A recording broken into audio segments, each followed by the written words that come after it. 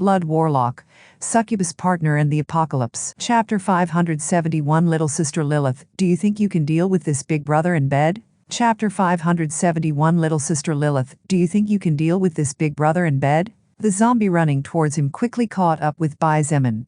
Its face distorted like that of a beast blinded by rage and hunger at the same time as a growl that seemed to come from deep within its heart emerged from its wide-open mouth. Although the run of the zombie was considerably fast and the swing of its right arm deadly enough to hit a low-level soul evolver, if the latter was not careful, in the eyes of Xietain, the movements of the current zombie were no different from the movements of the first zombies he faced during day one of the apocalypse, with the arrival of the soul record. This was because while the agility stat of the zombie had been steadily increasing over time, and as the creatures became stronger after killing and devouring other evolved beings, the agility stat of the current Xietain was unparalleled to his lamentable agility of the past. Therefore, it could be said that although the zombies had become faster, Xietain had become even faster. Swoosh! Xietain took a step to the right, causing the zombie's claw to pass just inches away from his body. Taking advantage of the zombie staggering forward due to the momentum and subsequent miss of the attack, he kicked the beast with moderate strength, with his left foot directly in the lower knees. Bang! The zombie fell to the ground on its back, but did not take long to react, as with a leap it tried to get to its feet.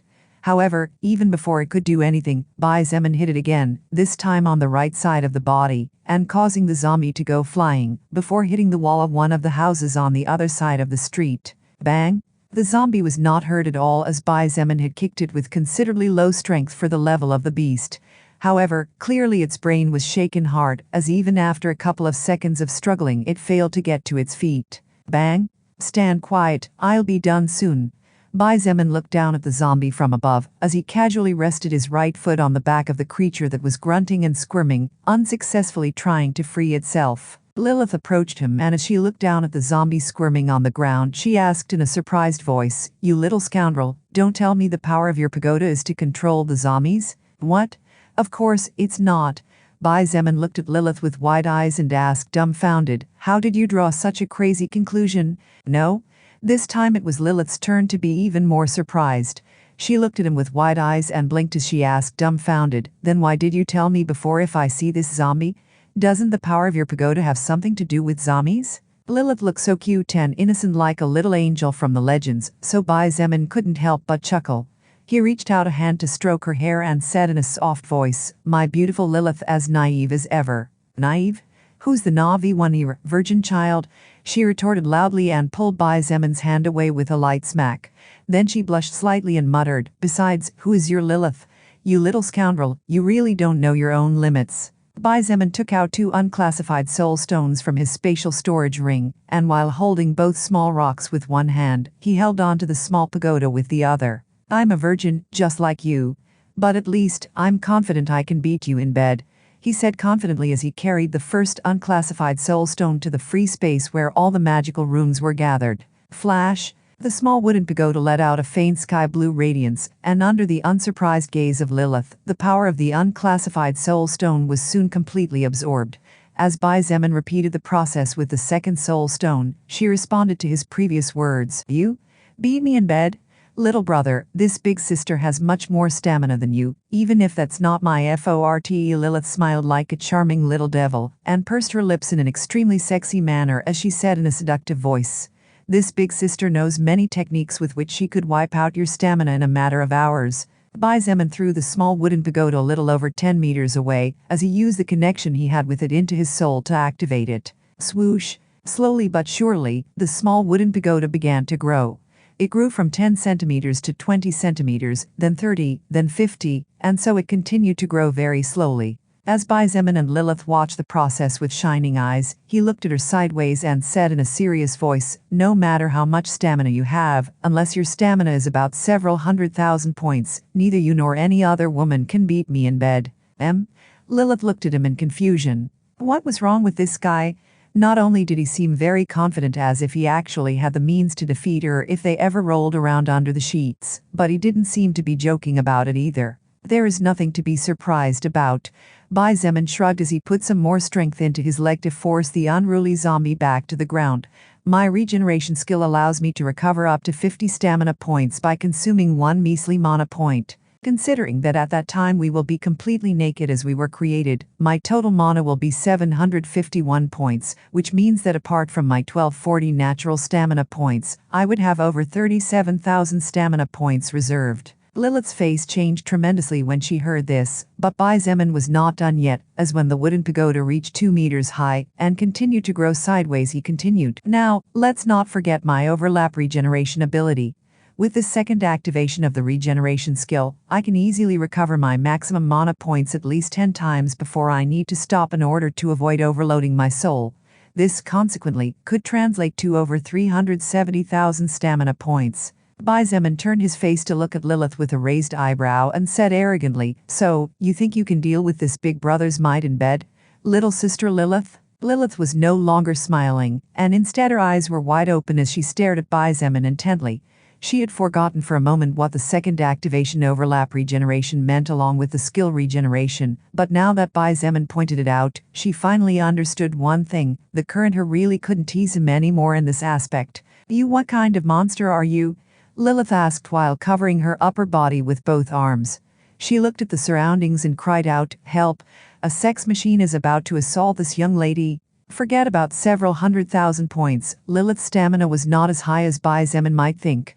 If Xietain and her really engaged in sexual acts and he cheated by using his skills to empower himself, then Lilith might have to use a wheelchair for several months despite being a sixth-order existence. HMPH.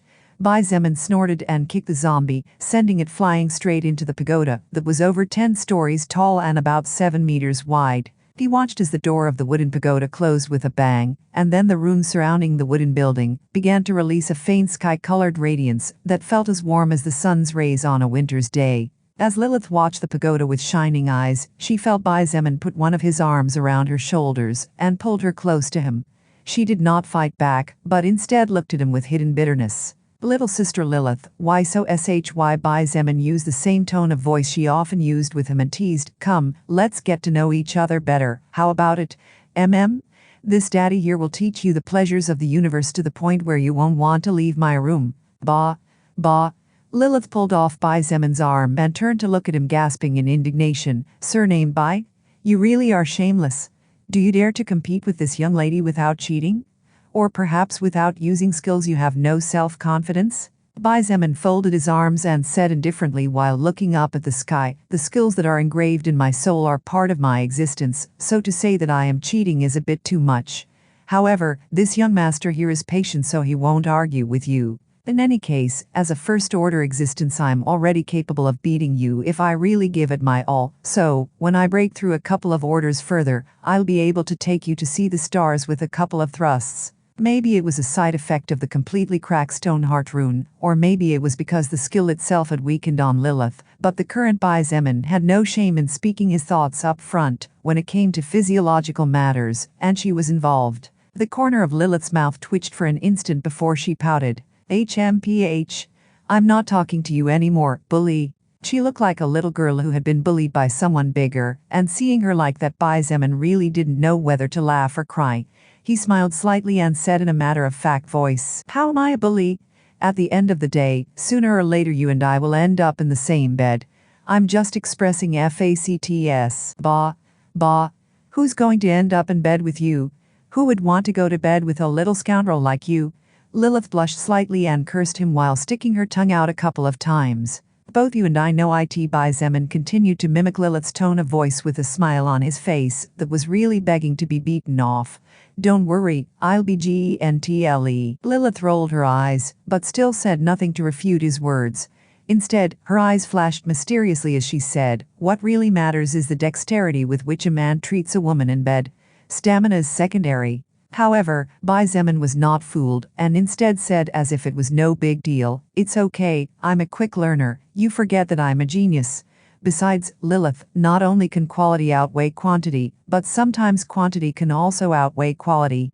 Basically, what Xietain wanted to tell Lilith with those words was that even if he was currently inexperienced, he still had enough stamina to solve that problem.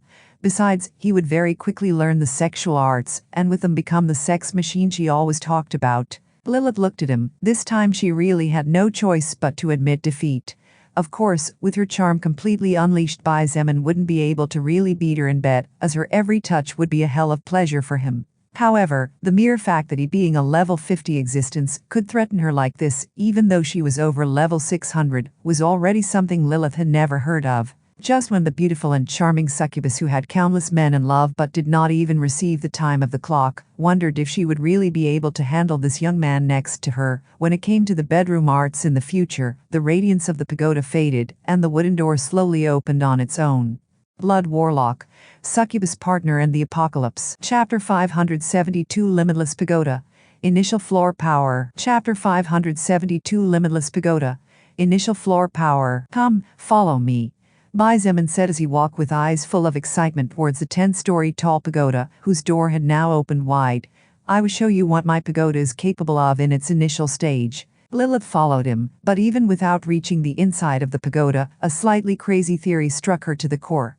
Therefore, after a second or two of consideration, she finally couldn't take it anymore and asked, "Little scoundrel, don't tell me that the power of your pagoda is to turn zombies into humans." The reason Lilith had previously brought up the idea that maybe the pagoda of Xietain consumed soul stones in exchange for bestowing him the ability to control zombies for a short period of time, and not such a crazy idea as making zombies turn into humans, was because such kind of power in a pagoda in its initial stage was simply unheard of. While Lilith had only been in the demonic army for a mere 10 years or so, she had done a lot of research before joining a faction.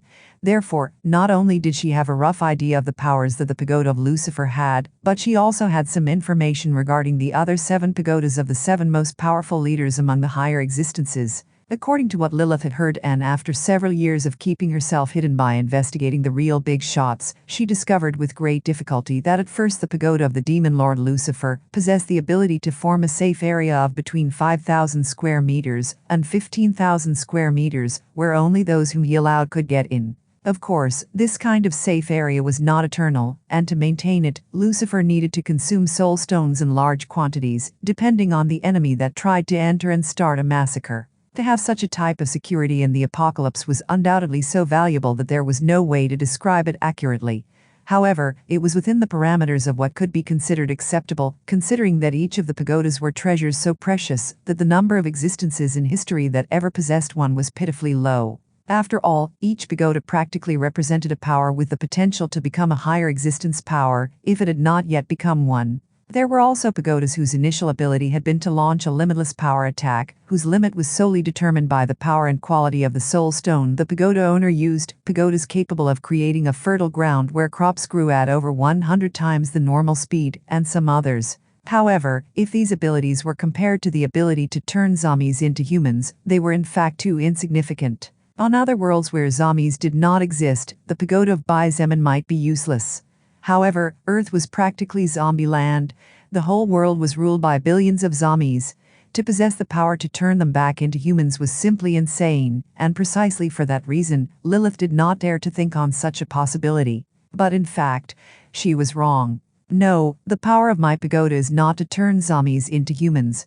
Xietain shook his head and stepped inside the pagoda together with Lilith, who was now at a loss after hearing his words. However, the existence that was currently lying on the ground with the eyes closed seemed to contradict Xietan's words. Lilith felt a mixture of complicated emotions ranging from shock, confusion, and disbelief to joy, relief, and pride. On the floor, a man approximately 32 years old was breathing heavily.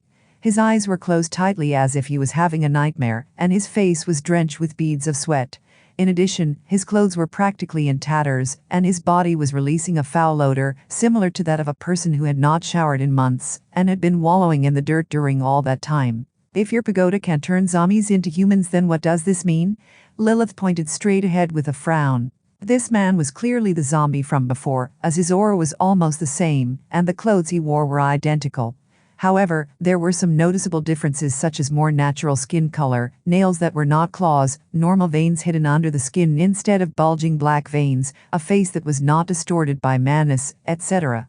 Xietan's body trembled with excitement, and his eyes shone brightly at the same time as he clenched his fists so tightly that his bones began to creak and thunder inside the building. Even he, who knew what was going to happen, was incredibly excited. Xietain was so excited that he could probably jump around all day, handing out kisses and hugs just like a little kid at his birthday party. "You're wrong, Lilith," he said in a trembling voice. "I never said my pagoda couldn't turn zombies into humans. What I said was that the power of my pagoda is not to turn zombies into humans." Lilith looked at Xietain, and a glint of annoyance flashed in her beautiful eyes. Curiosity was killing her as well as eagerness, but this little brat was actually tormenting her like this. "It seems that if I don't put this little boy in his place somehow, or else I'll soon be overtaken," Lilith thought with a snort in her heart. "The place of the daredevil can only belong to me in this relationship." But just as she was about to burst out in anger and frustration, Xietain took a few steps forward before turning to look her in the face. His face was radiant with a bright smile, and he opened his arms as if he wanted to embrace the world as he said loudly, "The name of my pagoda is Limitless Pagoda, and the power of the initial floor allows me to reverse the records that were modified to bring those existences that ceased to be what they were back to their roots, without suffering negative losses regarding health." The voice of Xietain echoed not only within the first floor of the pagoda, but also resounded loudly in the head of Lilith. She stood frozen as she looked at him as if in a daze, but the more she comprehended what she had just heard, the more her eyes grew in sync with her heartbeat. The power of the pagoda of Xietain was simply insane, to say the least. He even possessed the ability to bring Lilith back to her original race. But the most terrifying thing of all was that by doing so he would basically be eliminating the records that made Lilith a demon, and thus also eliminating her belonging to the demon army, thus turning her into a lower existence, without having to suffer the consequences of the soul record. Xietain turned around to look at the still fainting human man and said excitedly, "Lilith, with this pagoda, I have the ability to turn those humans who were turned into zombies by the soul record back into humans. But that's not all. Each and every one of them will be powerful warriors of at least level 8. Lilith sucked in a breath of cold air as she realized that what Xietain was saying was true. Since the power of his pagoda was to return the modified records of an existence back to normal without affecting health, then all those humans who were turned into zombies due to their soul and physique, unable to withstand the mana in their organisms, would now return to being human, but without that defect. Furthermore, since the zombies had been constantly growing, the moment Xietain turned them into humans again they would retain their levels. How could this be possible?" Lilith muttered with her eyes wide open. Lilith believed that she was already being bold enough to assume that the power of Xietan's pagoda would be crazy enough to turn zombies into humans. The reason why this thought was crazy was because only higher existences with pagodas were capable of achieving this, but even then they needed the acceptance of the other party. However, what Lilith did not expect was that in reality, Xietan's pagoda power would be as crazy as this. What was even crazier was that he didn't even need the other party's approval, since Lilith had seen with her own eyes as he kicked the zombie into the pagoda. What a pity! Xietain suddenly lowered his arms slowly and sighed. A glint of regret flashed in his night-black eyes as he said to himself, "If I had known this would happen, I would have captured Elder Sang, instead of letting Bingshu turn him into ice." Unfortunately, there was no magic pill to go back in time. Of course, Xietain was not blaming Shangyu and Bingshu at all, since even if she did not turn the blacksmith elder into a pile of ice particles, Xietain himself would have beheaded him to release him from the torment. At the end of the day, the old man was destined to die no matter what. Xietain smiled bitterly, but he soon smacked his cheeks hard and shook his head, shaking off the feeling of regret and sadness. This should be a time to celebrate and not to feel bad. I will live well for those who have not made it, and will pay in life for the sins I have committed. Xietain knew that his path was destined to be bumpy. That was why he was getting stronger to at least soften the blow. Lilith still hadn't come out of her shock so naturally. She didn't understand at all, and almost didn't even see the struggle Xietain experienced in front of her for a few brief seconds. She still could not understand how such a crazy pagoda could exist. However, Lilith did understand one thing or two. Since such a pagoda existed, then it was only natural that it would fall into the hands of the one who was destined to shine brighter than anyone else. Moreover, she also understood that Xietan's words were not overrated when he said that his pagoda would be the strongest in the future, leaving behind the demon lord, god, and all others. After storing the pagoda in his spatial storage ring, Xietain put the fainting man on his right shoulder and carried him like a sack of potatoes. Then, since there was nothing more to do here, he and Lilith set off back to the base. On the way, Lilith asked him several questions regarding his pagoda, questions which Xietain answered based on the information he had in hand since, even though the limitless pagoda was his pagoda, it was actually not fully developed yet. It could be said that the limitless pagoda was in its infant stage and needed food to grow strong and healthy. "So, how is the energy consumption of the initial floor of your pagoda?" To turn an unclassified zombie into a human of the same level, I need to consume 2 unclassified soul stones. For a first-order zombie, the number of first-order soul stones needed is 2 as well. However, for a second-order zombie, the number of second-order soul stones is 3. The same amount is needed for a third-order zombie. For a fourth-order one, I need 4 such soul stones. Crazy. Rascal, crazy is the power of that pagoda you have, even though it's only floor 1, but you dare to complain? Hey, high-order soul stones aren't easy to get, you know?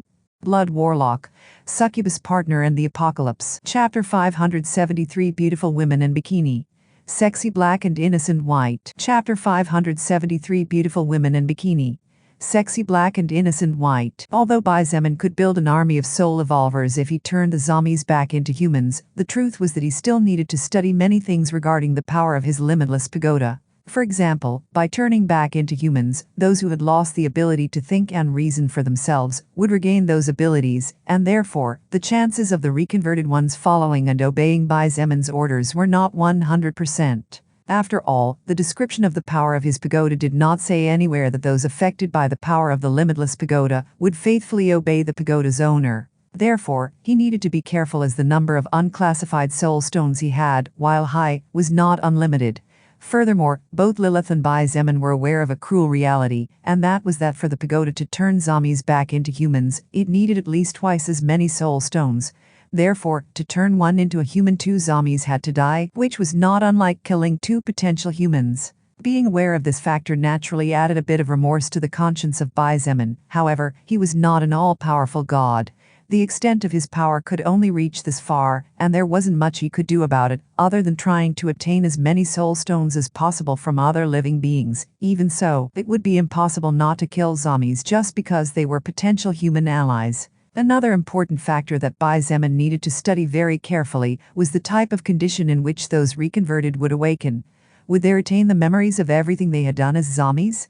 If this was the case, then it was highly probable that 100% of them would go out of their minds, considering what the zombies used to do. Since the power of their limitless pagoda was vastly more extensive than what could be appreciated at first glance, there were many things that needed to be tested and studied first, before he could begin to use the power of the pagoda more openly. Only by knowing the range that this treasure could reach would Xietain be able to get the most out of it without making mistakes that he might regret tomorrow. Xietain, remember not to let anyone take your pagoda from you, Lilith warned in a serious voice as she walked beside him, who was running back to the base where all his troops and subordinates were.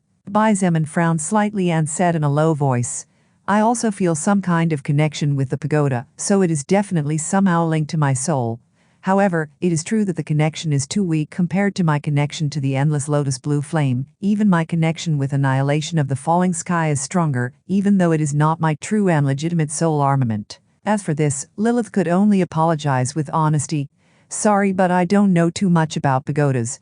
Everything I know I've practically told you or am telling you now, therefore the rest we'll have to find out on the way. Xietain smiled gently as he listened to Lilith say, we'll have to find out on the way, and not, you'll have to find out on the way. There was no need to explain or say out loud too much for him to understand what she meant by it. Back to the matter of stealing the pagoda. Lilith said in a serious voice once again, you really can't let it be stolen, because if that happens the other person can break the connection between you and the pagoda, such that it will be impossible for you to discover its location. Even though I have no intention of letting anything get stolen from me, let alone such an important treasure, really what a pain in the ass. Xietain couldn't help but curse under his breath as he complained incessantly, doesn't this mean that others can steal from me, but I can't steal anything from them? Holy fuck. Lilith forced a smile and said in a bitter voice, well, considering that probably only you on all the earth will have a pagoda, unless this world is not what it seems to be, it is as you say. But when you become much more powerful you can steal the pagodas of the other factions of higher existences too if you want. Oh, that's good. Xietain was so excited by the last half of Lilith's talk that he overlooked the oddity of her first words. He continued zigzagging through the forest trees as he said cheerfully, the power of my faction will skyrocket to the heavens if I manage to acquire another pagoda, while the rival faction will plummet. Haha, it feels a bit like it's a video game. Yeah, well, the difference being that if you lose there is no restart button. Lilith pointed out. Xietan's words were true, that was precisely why Lilith did not refute his previous comment too much. If a faction stole the pagoda from the leader of another faction, the faction that stole the pagoda would immediately rise above the others, as it would then have two pagodas instead of one, while all the others would have a single one. The power of pagodas could change the course of war if used well, so they could not be underestimated at all. A well-cultivated pagoda was more than enough to protect the principal castle of a faction for hours and even days without falling. After returning to the base, the first thing Xietain naturally did was to make it known that he was already completely healed, and there was no need to worry. While he kept a close eye on the man who had just become human again, Xietain took it upon herself to report what had happened during the approximately 72 hours in which Xietain had been in a deep sleep as his soul healed. Hearing that the number of soul evolvers continued to grow day by day, Xietain was naturally happy. Another thing that made him happy was that it seemed that the investment of around 300,000 unclassified soul stones was not a waste, as his troops became a lot stronger, so much so that they now had a new array up their sleeves, which allowed them to cover an area of several thousand kilometers in length and breadth to wipe out the troubles. Of course, to accomplish such a thing it was necessary for Kanglan to be present along with several users with elemental wind-like skills. So we managed to end all the disturbances, only suffering 2 deaths and just over 30 slightly injured. Xietain raised an eyebrow, slightly surprised by this result. Honestly, it's a far smaller number than I expected. When Xietain fell into a deep sleep after arriving from the bridge battle, he had told Shangyuan Bingshu that 5 days from that time on would be the limit, and after that time the base would move in its entirety to the south. At that time Xietain naturally expected that there would be disagreements and thus casualties, but little did he expect that everything would go so well. The idea of using Kanglan's skill along with several weak wind-type skills with low mana consumption was brought up by Chen He. He said he came up with it after fighting a 2-headed mutated snake with gas and fire skills. Xietain revealed with a bright smile. She definitely enjoyed being together with Xietain, even though she didn't understand the reason why he was so focused on guarding the man and the bed. They were all confused and dazed to see Xietain carrying a man whose physical condition was not the best, but since he didn't say much about it, no one asked anything either, as he must have his reasons. Time went by and in the blink of an eye 24 hours passed, with about 1 more day to go, before the big move to the south began to take place as the high command of the base had announced. The streets were especially noisy lately, as the survivors were trying to do some last-minute cleaning. Trading became frenetic as those who wanted to get rid of belongings that would be nothing more than burdens during the moving began to flood the main areas of the base. Although a few altercations occurred throughout the process, it was nothing too big to draw the attention of the upper echelons. Nothing that the lesser troop leaders couldn't handle. Chen He was especially focused on training the military troops alongside Fu Qigang. In fact, the handsome archer did not even look for Shangyuan Bingshu during the past few days, and according to rumors the two had had a loud argument. However, those who had more information about it naturally knew that he and Shangyuan Bingshu had not quarreled at all. It was Chen He who seemed to be purposely keeping his distance for some reason, a reason which those belonging to the nucleus around Xietain somehow imagined. Shangyuan Bingshu also did not comment on the matter, nor did she go to talk with him to ask his motives. She was too busy fulfilling her role as a level 1 noble of the Transcendent faction, and together with several groups composed of people with some level of administration ability, she took care of the entire main process: preparation of vehicles, refrigeration for perishable food, loading of weaponry, loading of especially warm clothing such as wool and heavy blankets, loading of bladed weapons and armors, loading of forging materials, loading of beast bodies, and a lot more. The amount of work in Shangyuan Bingshu's hands was too much for her to divert her gaze elsewhere for any other matter. Besides, since this was such an important task, she could not afford to make a single mistake. On the other hand, while everyone was terribly busy preparing to leave to the south, in the backyard of the villa where Xietain was staying, a party was being orchestrated. Taking full advantage of the temperature of 35 degrees Celsius, 2 adult beauties, 4 small beauties, and a single animal fully enjoyed the pool of over 300 square meters. Lilith, in her human appearance of lily, wore a swimsuit which the words sexy and seductive did not do justice to it at all. Her skin was as white and shiny as the most precious ivory in the world, and every inch of her body seemed to be covered in layers of diamonds, as when the sunlight touched her, she shone as if she had her own sun. The deep black 2-piece swimsuit was so skimpy that even though there were no men in the area, the women stared at her in a daze. The top was two large black roses with deep red edges, but despite being considerably oversized, it was still small to contain her two beautiful babies, while the bottom back could barely be considered a piece of fabric that constantly disappeared between her puffy big cheeks that begged to be nibbled on like marshmallows. She simply relaxed on a lounger with one leg fully extended and the other slightly flexed with her knee pointing skyward. A pleased smile embellished her face, which despite being normal, actually looked incredibly beautiful as she wore sunglasses to enjoy the pleasant weather. Wu Yijin looked at her enviously and bit her lower lip slightly. She was wearing a pure white two-piece bikini, which not only accentuated her curves that did not lose it all to Lilith's, but also added a natural layer of innocence that perfectly complemented her baby face. In addition, her long lustrous night black hair created a wonderful contrast between the bikini and her skin, acting as the perfect highlighter. Although Wu Yijin looked stunningly beautiful, she felt that she lacked charm when compared to the woman sitting on the lounger next to her. While Wu Yijin's face was more beautiful than the human form, with Lilith's charm suppressed to the maximum of the maximum possible, if it came to attitude as a woman and maturity, Wu Yijin felt that she lacked a lot in comparison. Previously, everyone believed that the close relationship between Bai Zemin and Lily had broken down as they did not hang out together as often as in the past. However, Wu Yijin discovered the day before that this was not even close to the truth. Just when Wu Yijin was taking a little break from government and administration thanks to Shangyu and Bingshu, and hoped to spend as much time as possible alone with Bai Zemin, in order for the two of them to get to know each other better, this woman Lily appeared and did not move from the room, as if she wanted to control what they were talking about.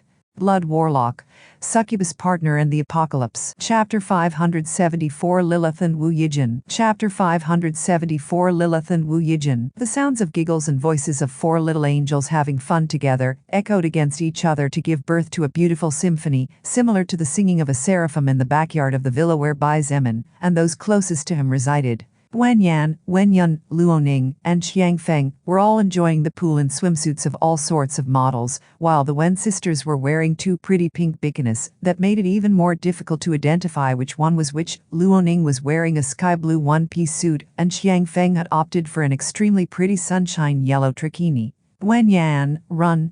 The shark is right behind you! Xiang Feng shouted in a frightened but also amused voice. Wen Yan, who was wearing two pigtails on both sides of her head, in contrast to her twin sister Wen Yun, who had opted for a single ponytail, looked back over her shoulder, only to see Luoning swimming at full speed towards her, while glaring at her with predatory eyes. Ah! The girl screamed and amidst giggles filled with anxiety but also fun, began to kick with all her might in an attempt to get away from the shark Luoning. However, even though Luoning was trying her best not to use her stats as a soul evolver, she did not have perfect control over her body, so no matter how much Wen Yan swam, the distance between her and the Luoning shark only closed further and further. The face of Wen Yan was filled with panic, and she no longer dared to look back. Beads of sweat mingled with the drops of water that splashed on her face constantly as she swung her arms fiercely trying to flee. Yun, Xiang Feng, help! The girl screamed for help as she felt one of the Luoning shark's hands gently brush one of her legs, which immediately caused the frightened Wen Yan's swimming speed to shoot up by a small margin. Xiang Feng did not even turn around to look at Wen Yan, and swam in the opposite direction for her life, while occasionally looking back and laughing loudly, casually throwing out small waves of water that did not hit anyone as they died before reaching their target. However, Wen Yun did stop her getaway to respond to her twin's call for help. Evil shark, let my sister go. She grabbed the inflatable duck floating at the edge of the pool and without hesitation threw it at the evil shark Luoning. The yellow duck, over 5 feet long, successfully hit Luoning's head, but she did not ignore her shark-like job and continued her hunt, but not before giving Wen Yan a fierce look, as if warning her that she would be the next one. No! Wen Yan cried out through tears and laughter when she felt one of the shark's hands behind her catching one of her legs. However, just as her life was in danger, the last member that had been hiding in the deep end of the large pool made its appearance. Swoosh! A small pink dolphin swam swiftly like a small submarine past under the body of the shark Luo and under the victim Wen Yan, overtaking both beings in the blink of an eye, before ascending slightly in a way that its dorsal fin emerged on the surface. Xiao xiao! Wen Yan cried out in ecstasy when she saw the tiny pink fin appear before her eyes, and as if this was her last hope for survival, she extended both hands forward, clinging tightly to the small fin that was barely big enough for her two little hands. Feeling the girl's hands, Xiao Xiao let out a strange high-pitched sound, and her speed immediately increased a notch, putting some distance between them and the Luo shark that had narrowly missed her prey. But the Luo shark did not give up and with new vigor began to chase after the little pink dolphin that was walking away with her food clinging to its back. Lilith couldn't help but chuckle as she heard the voices of the four girls, and her cold heart felt a little warm. "Children really are wonderful, don't you think?" she said out of nowhere. "Eh?" Wu Yijin jumped in surprise as she had been secretly looking at Lily while comparing herself to her, discovering to her remorse that she had actually lost confidence in her feminine appeal when it came to Lily. Lilith seemed not to notice that Wu Yijin had been watching her all this time and said with a refreshing smile, "Those four girls, despite being somewhat different, don't really quarrel with each other, and in such a short time they became good friends. Luoning, for example, she is a level 25 soul evolver, and despite her age, her position is important within the faction. On the other hand, Xiangfeng goes to school to study and helps her mother with cleaning chores when she feels bored. Meanwhile, the Wen twins have only just arrived and are distrustful of everyone as a result of the cruel past they had to live through. Even so, they both became very good friends with Luoning and Xiangfeng, despite being more mature than both of them in some aspects. If the four girls were adults or even teenagers, do you think they could have become so close and formed such warm relationships with each other?"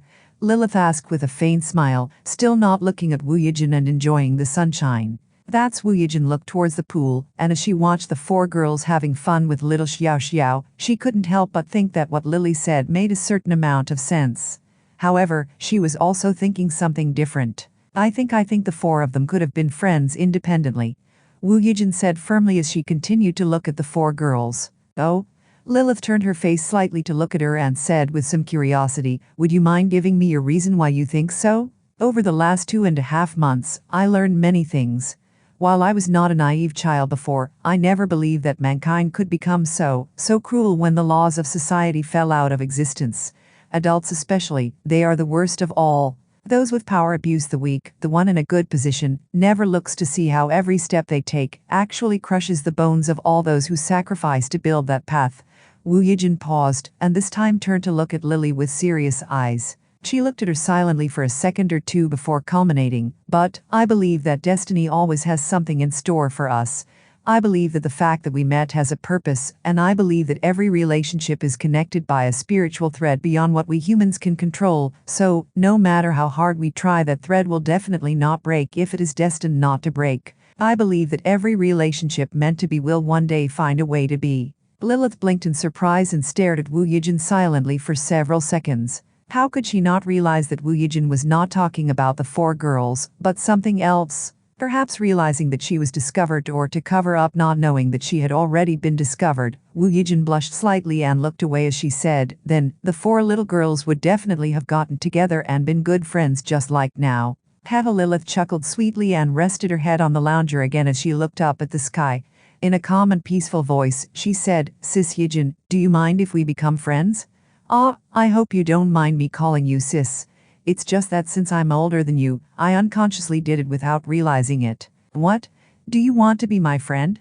Wu Yijin almost jumped out of her lounger and turned to look at Lily in shock. She was not bothered by Lily calling her sis since, although Wu Yijin's status was higher within the Transcendent faction, when compared to Lily's status, this was officially the case, but no one really knew which of the two was more important in Bai Zemin's heart. Therefore, since Lily was indeed older than her, Wu Yijin did not see this as something bizarre. Instead, what Wu Yijin felt was surprise. After all, it could be said that this was the first time she and Lily had any kind of real interaction. In the past, the two women simply exchanged brief greetings whenever they crossed paths, but nothing too far from normal to express basic politeness. Therefore, Lily's sudden request for friendship came as unexpectedly as a downpour on a sunny day, which had been announced as a day with 0% chance of rain. Lilith still did not look at her, and under her sunglasses closed her eyes as her face looked up at the sky. Her voice was as soft as the spring breeze as she said almost in a whisper, "Yep, I like you, Sis Yijin. So, if it doesn't bother you and if it doesn't inconvenience you, I'd like to be your friend." While Wu Yijin was extremely naive and even her speech about relationships seemed somewhat laughable from the point of view of Lilith, it was precisely that purity and innocence that Lilith cherished so much, since this kind of person would prefer death rather than stabbing the backs of those close to them. The previous words that Wu Yijin had said sounded quite ridiculous to the ears of someone like Lilith, and to her, it was as laughable as someone hoping for salvation from the famous God of the Bible. However, Lilith did not mock Wu Yijin's thoughts at all, as both women had led completely different lives until now. Lilith only wondered if Wu Yijin's thoughts and soul would continue being so pure once the world became worse than it already was, and when she witnessed acts she never imagined to see. This Wu Yijin didn't quite know what kind of answer she should give. Imagine one day you're walking down the street and someone you don't know stops you to ask you for friendship. You would probably also find yourself so confused that you would look around to see if it was some kind of joke. This was precisely Wu Yijin's current feeling. However, Lilith took Wu Yijin's silence as a rejection, so she forced a smile and said calmly, "Don't worry if you don't want to. Forget what I said and let's continue as if nothing." Her voice contained a tinge of bitterness that Wu Yijin did not manage to understand. Even then, she quickly shook her head and said hurriedly, "And no, it's not that I don't want to, it's just that you took me unaware. That's all." Wu Yijin paused before continuing somewhat hesitantly, If you want to be my friend, then we can get to know each other and see how it goes. At the end of the day, friendships are formed when two people get to know each other better, and not just by saying, "I really like you, Sis Yijin." Lilith smiled slightly and sighed. In the normal world, it was already hard to find a person who values the word friendship for being more than just a word, let alone in the apocalypse. "You really are a nice girl."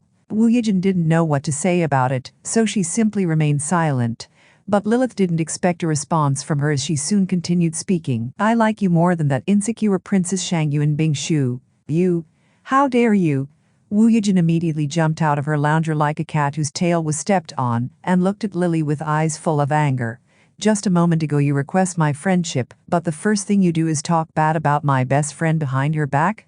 You dare to say those words right to her face?" Wu Yijin would definitely not tolerate bad-mouthing her best friend who was even more precious than a blood sister to her. Lilith was impassive and didn't even open her eyes at Wu Yijin's outburst. Instead, she kept her eyes softly closed and said unhurriedly, "But, I'm not telling lies. You know, unlike you and me who are honest with our feelings, she not only lies to others, but also lies to herself because of her insecurity." Wu Yijin's expression froze, and her pupils trembled slightly as she looked at the woman in front of her in shock. Lilith slowly opened her eyes and took off her sunglasses, looking Wu Yijin straight in the eyes with a weird sparkle in her gaze, and smiled slightly as she said in a low voice, "Don't you think I'm right, Sis Yijin?"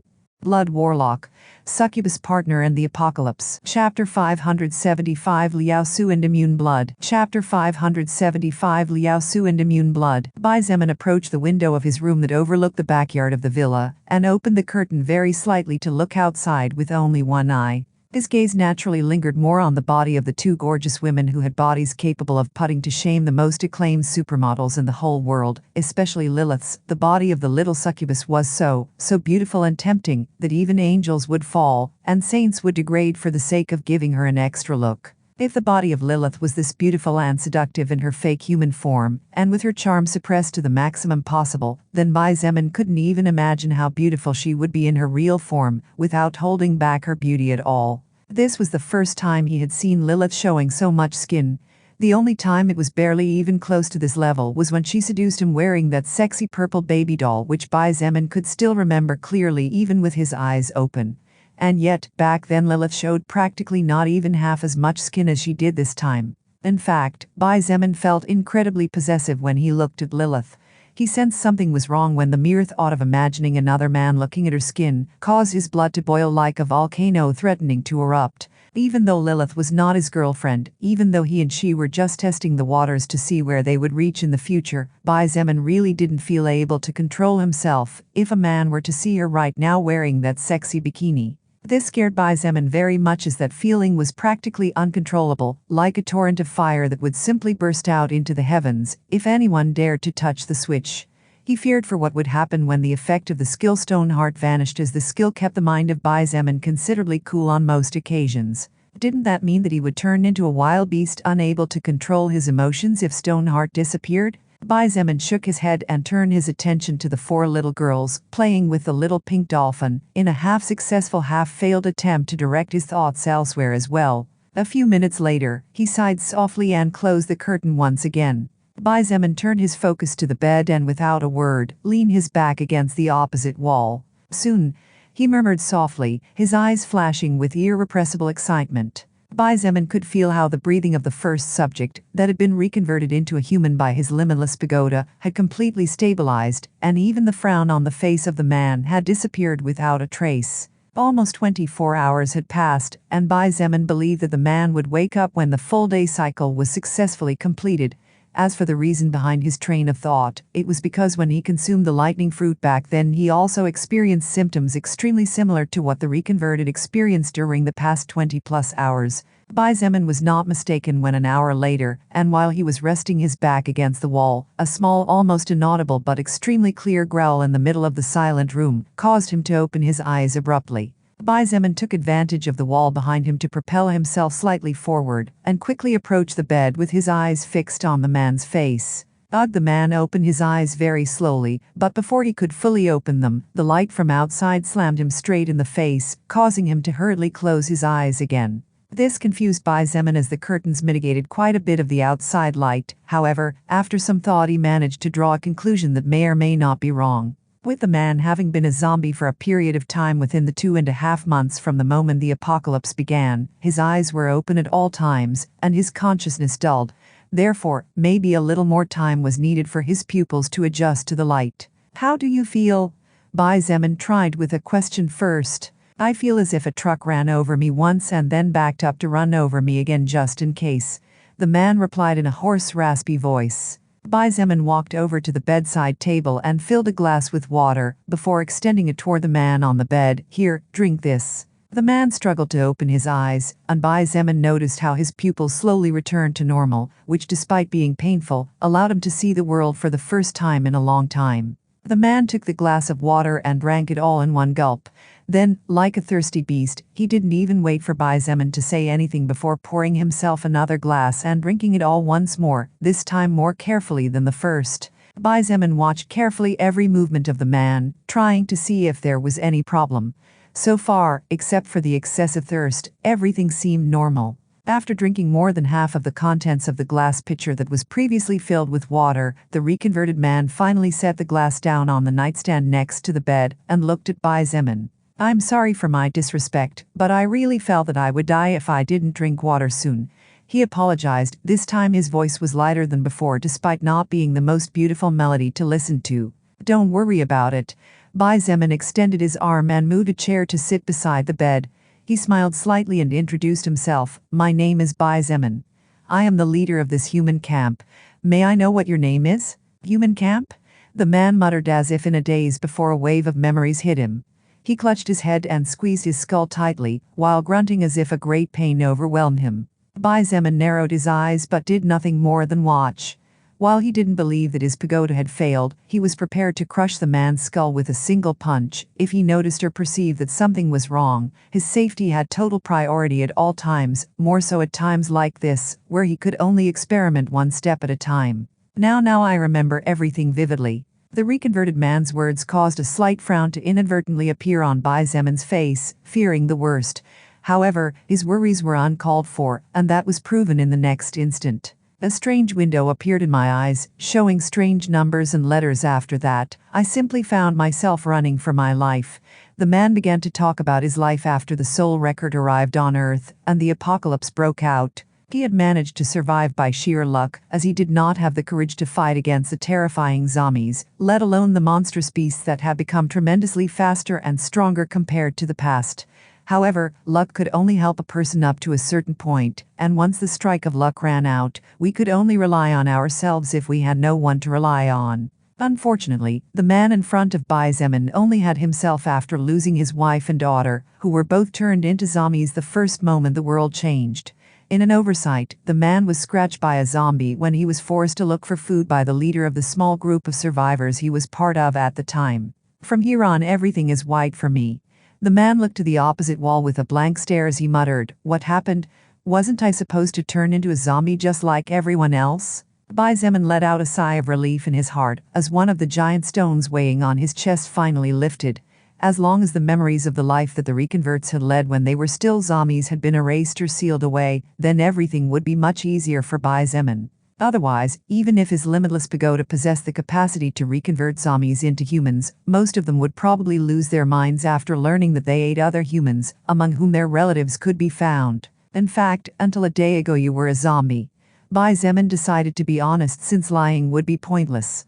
After all, if he started reconverting zombies into humans, the news would sooner or later get out, and if he lied now, everything could fall apart as a consequence. The man looked at Xietain without much surprise and said in a weak voice, "It was you? I mean the person who saved my life and gave me back my humanity. It was me." Xietain naturally nodded. I see. The man looked at his hands and murmured, "Thank you. Don't worry about it," Xietain said casually. He decided that it was enough of answering questions since it was now his turn. "Can you tell me your name?" "Liao-su." "Do you know how to call your status window?" "I do." "Would you mind sharing your stats with me?" "Oh, in case there is any abnormal status condition that wasn't there when you stopped being human, I'd also like you to tell me." "Human race, level 12. Strength 17, Agility 6, Health 10, Stamina 30, Mana 2, Magic 5. No abnormal effects in sight." "Do you have any status points available?" "No. I don't have any.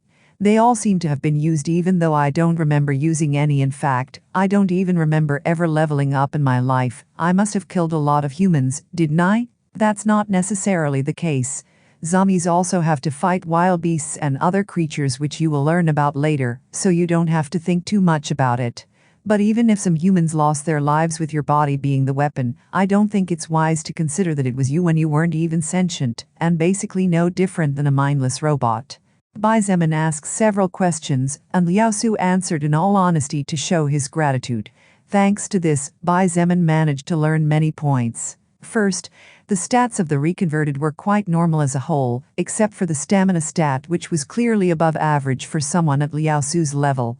Xietain judged that this was related to the infinite stamina of the zombies, as was the relationship between Liao-su's low agility for someone of his level with the slowness of the zombies. Second, the soul record was probably in charge of distributing the zombie status points, since they were incapable due to the loss of consciousness and intelligence. This was probably the reason why the zombies, in contrast to the beasts, did not receive any boost when passing from an order to the other, since they did receive their 2 status points for each level up. Third and last, it seems that the reconverted were much calmer and their minds clearer than that of a normal human.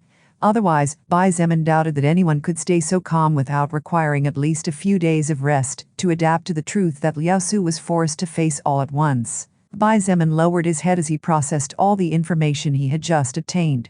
Even if Liao-su finally decided to leave the base and not join his faction, the information he had just acquired was definitely worth more than 2 unclassified soul stones, as even Lilith did not know too much in these matters, since she did not own a pagoda. Just at that moment, Liao-su's voice interrupted Xietan's train of thoughts. "By the way, I also have a passive skill." Xietain raised his head and looked at him in surprise. Liao-su looked at him without blinking and said honestly, "This is the first time I look into my status window carefully. After all, in the past I was nothing but a level 0 human, so I had no reason to open my status window to check something that would never change. That's why I didn't notice the skill when you asked me about it earlier." However, Xietan's surprise didn't come from the fact that Liao-su hadn't noticed that skill, but from the skill itself. Unclassified zombies were mostly beings no different from beasts in the mental aspect, and the only exception was some oddities that Xietain had fortunately never met. Therefore, it was common sense to assume that they should not be able to pick up a skill scroll from the ground and learn it. In fact, Xietain had spent hours watching groups of zombies fighting and killing mutant beasts to see if anything fell from the battle, but no matter how many groups he tracked from afar, nor how many battles he witnessed, no zombie or unintelligent beast managed to obtain any spoils of war. Could it be that the soul record engraved the skill in Liao-su's soul? Or maybe it was related to his limitless pagoda? Xietain had a strong premonition about this skill, and his premonition strangely came true on most occasions. Therefore, he quickly pursued the matter. "Tell me about this skill of yours." This Liao-su blushed faintly and said softly, "The name of my skill is Immune Blood, but I don't know how to see what it does." "Immune Blood?" Xietan's heart began to thump against his chest like crazy when he heard the name of the skill. Xietain stared at him in a daze for a moment before understanding the situation. He quickly explained, "Just focus on the skill, and you will naturally see." "Okay," Liao-su nodded and quickly did as Xietain instructed. A few seconds later, the records of the passive skill Immune Blood flashed in his retina. Blood Warlock, Succubus Partner and the Apocalypse. Chapter 576 Santas coming from the depths of the soul. Chapter 576 Santas coming from the depths of the soul. Liao Su took a moment to carefully read the minor records that were part of an even larger record which acquired the name Immune Blood, thus translating into a passive skill. Bai Zemin's heart was not at ease while he waited to hear the description of the skill, as he somehow had a good feeling about it. However, this was the first time Liao Su had surfed so deep into his soul, which was why it was natural for him to require a little more time. Therefore, despite his anxiety, Bai Zemin waited patiently like an adult, instead of rushing things like a teenager. "All right, I've got it now," Liao Su said after about a minute of silence. He looked at Bai Zemin and asked calmly, "Would you like me to tell you what this skill does?" "Please." Bai Zemin nodded earnestly. The name of the skill is Immune Blood, and it is a first-order level 5 passive skill. According to the description of the skill Immune Blood, my organism generates stem cells 200% more than any human evolved or not, and these stem cells support my immune system in such a way that my entire system became immune to uncontrolled mana infection. Any zombie below level 15 will no longer be able to affect me, regardless of whether it's from a scratch or a bite, and only those above level 15 represent a real danger. Liao Su's voice was flat and without much emotion, even though he clearly understood what this meant. If it was in the past, he might have perhaps gotten so excited that he would be jumping on one foot. But now, Liao Su no longer felt that way. In fact, he was neither sad nor happy about being human again. Bai Zemin could not help but overlook the demeanor of the man who had just been recently reconverted into a human by the power of his limitless pagoda. His heart skipped fiercely, and the speed at which it pounded against his chest increased tremendously, along with the blood flow that made his face turn red with excitement. Bang! Bai Zemin stood up abruptly, causing the chair he was sitting on to fall down on its back due to the blow, but he couldn't care less at this moment. He clenched his fists so tightly that small explosions began to thunder inside the room, as proof of how terrifying his strength was at this stage of evolution. He had to clench his teeth so hard that his gums almost started to bleed due to the strength he was putting on his jaw, but he had no choice but to do this to avoid opening his mouth and roaring towards the sky. To say that Bai Zemin was excited was an understatement. He was happy.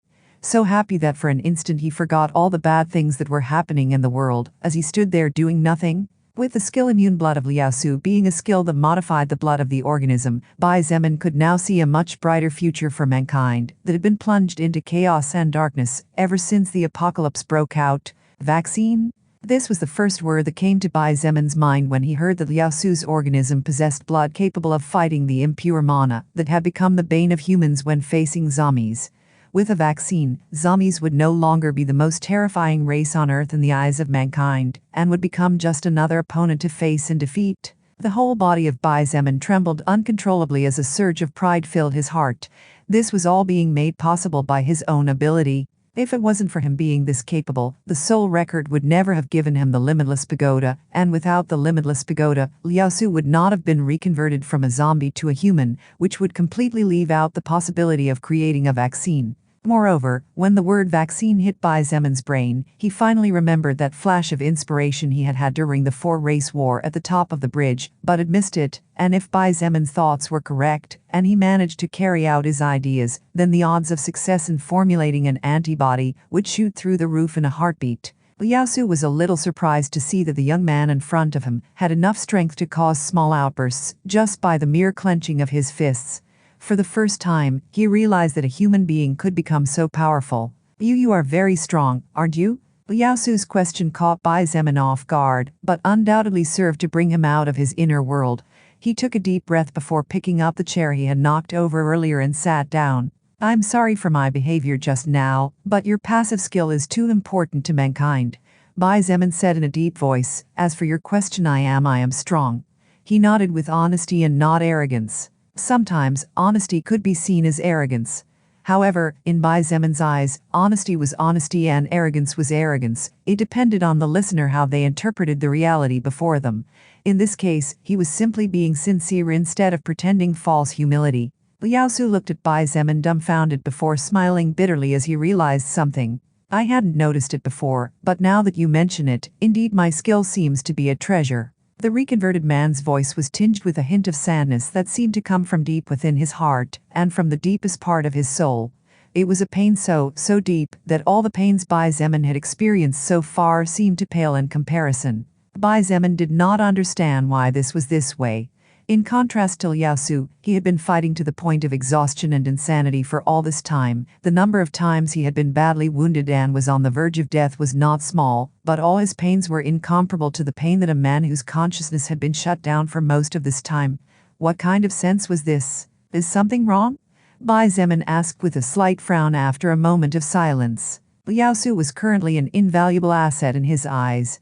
He didn't know if all future reconverts would awaken with the skill immune blood once they went through the process of returning their records to their original state. Therefore, Liao Su's mental health was of utmost importance right now, at least until Bai Zemin could check whether the immune blood skill was a natural ability of all reconverts or not. Liao Su sighed and looked at the blue sky that looked dimmer through the curtain. His voice was light but at the same time heavy, sad but at the same time indifferent as he slowly said, "I know I'm nobody and probably don't have the qualifications to say your name, but let me call you Bai Zemin for now, you know, Bai Zemin? Before I turned into a zombie, I tried to take my own life several times. The world had become a living hell, my family had left my side forever, I occasionally suffered from the abuse of the leaders of the small group I joined. My life was so miserable that every night before I went to sleep I wondered why I was still breathing.